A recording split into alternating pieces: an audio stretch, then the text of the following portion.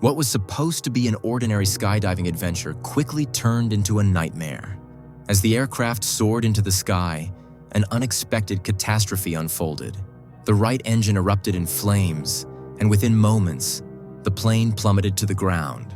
Witnesses could only watch in horror as the aircraft spiraled out of control, killing the pilot and 5 skydivers instantly.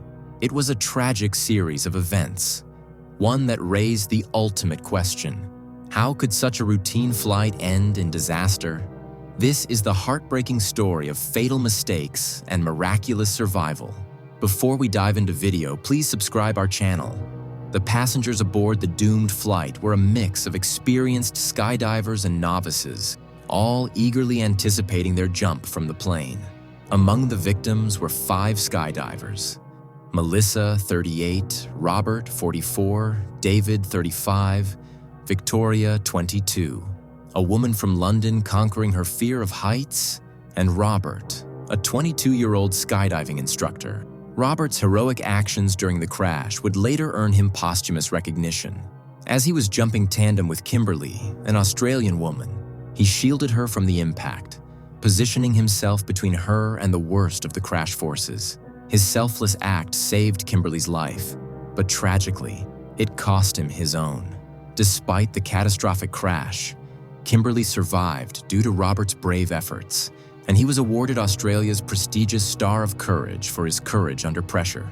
The skydivers seated in the rear of the plane were restrained but lacked specific instructions on how to properly secure themselves. This lack of clarity in safety procedures played a significant role in the tragic loss of life, even though the forces of the crash were survivable for most of the passengers. The aircraft, a 1967 de Havilland DHC-600 Twin Otter, was far from flawless, despite its heavy use in skydiving operations. The plane had been modified over time to accommodate parachuting activities, but these changes were not fully documented or properly maintained. The most significant issue was the auto feather system, designed to reduce drag in case of engine failure. When Scott, the pilot, purchased the aircraft in 2011, this system was no longer functioning. Instead of repairing it, a mechanic placed a placard in the cockpit declaring it deactivated. This was a major safety concern, as the NTSB noted that Scott was not authorized to fly the plane without an FAA-approved minimum equipment list. The modifications also included replacing the original metal benches with foam blocks to seat skydivers. Yet these alterations were not officially recorded. The NTSB emphasized that these discrepancies violated FAA airworthiness standards, making the aircraft unfit for flight until the issues were resolved. Despite these faults, the plane continued to operate, setting the stage for the fatal chain of events that followed. The skydiving aircraft's maintenance history raised serious concerns. Despite routine inspections, crucial issues were overlooked. One of the most concerning problems was the engine condition. The plane's engines had exceeded the manufacturer's recommended overhaul times, with the left engine surpassing 5,800 hours and the right engine reaching 6,400 hours since their last overhaul. While not illegal, these extended intervals put the engines at risk, especially during high-demand operations like skydiving.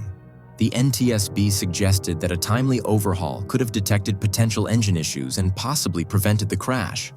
Additionally, the plane's auto feather system, which helps reduce drag in case of engine failure, was not functioning. This failure, combined with the lack of a proper safety system, led to a dangerous situation when the right engine failed mid-flight. These overlooked maintenance issues reflect a lack of accountability in maintaining the aircraft to the highest safety standards, contributing to the deadly accident. In a critical decision that would later prove disastrous, Scott, the pilot, chose to perform an intersection takeoff instead of using the full length of the runway. While the DHC-600 Twin Otter was capable of taking off in short distances, using only about 1,700 feet of the 4,500-foot runway left Scott with limited options in case of an emergency. The choice to cut corners meant that, when the engine failure occurred, the plane had no safe space to maneuver.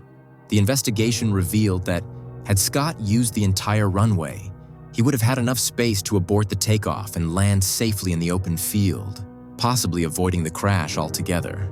Instead, the reduced runway length left him with insufficient room to recover from the engine failure, contributing significantly to the chain of events that led to the crash.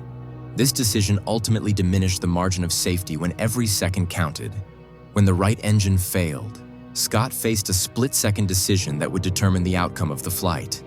The aircraft lost power, and instead of immediately attempting to land in the open field ahead, Scott chose to continue flying, hoping to circle back to the runway. Unfortunately, his response was not sufficient to maintain control of the plane. The NTSB found that Scott didn't apply enough rudder to counteract the turn toward the failed engine, and he allowed the right wing to drop.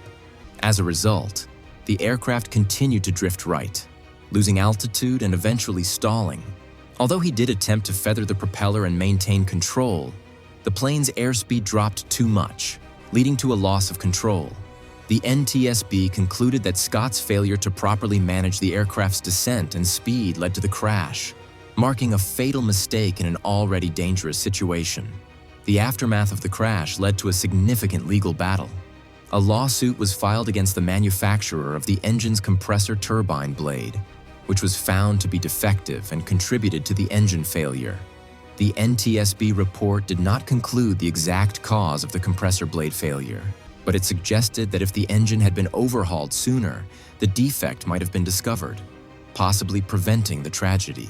5 years later, a jury awarded $48 million in damages to the victims' families, which included $20 million in actual damages and $28 million in punitive damages.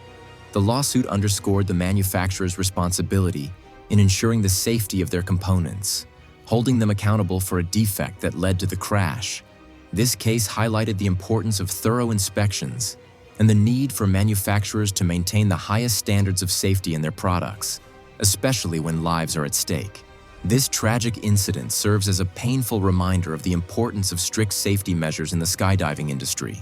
Small, seemingly insignificant decisions like cutting corners on maintenance or taking risks with aircraft operations can have catastrophic consequences. From the overlooked engine maintenance to the poor decisions made during takeoff, every mistake compounded the dangers. This crash could have been avoided with better safety protocols, more thorough checks, and a stronger safety culture within the organization. As a result, this incident has prompted calls for tighter regulations and greater accountability in commercial skydiving operations. Moving forward, it's crucial that the industry learns from these failures to prevent similar tragedies, ensuring the safety of both the skydivers and those who operate the aircraft. The story of this crash, while heartbreaking, can be a catalyst for much-needed change in aviation safety. This tragedy teaches us the critical importance of safety, responsibility, and attention to detail in every aspect of aviation. From routine maintenance to split-second decisions during flight, every factor plays a role in preventing disasters. Overlooking key safety measures or taking unnecessary risks can lead to devastating consequences. As we reflect on this heartbreaking event, let it be a lesson to prioritize safety above all else. Especially in high-risk operations like skydiving, we must learn from these mistakes to ensure future tragedies are prevented. For more in-depth analyses and safety insights, subscribe to our channel.